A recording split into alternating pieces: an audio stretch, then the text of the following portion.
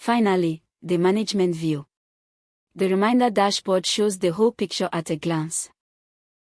Across the top, how many reminders are active: due today, due this week, overdue, completed, escalated, recurring and cancelled. Every card is clickable, taking you straight to that list.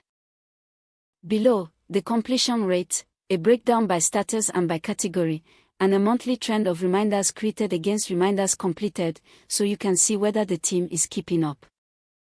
For the detail, we open the reports. We can switch between upcoming, overdue, completed, recurring, escalation, compliance and full history, each over any date range. There are also performance reports, by employee and by department, showing who is completing their reminders and who is falling behind. And any report can be exported to a spreadsheet for your records or a management meeting. That is reminder management.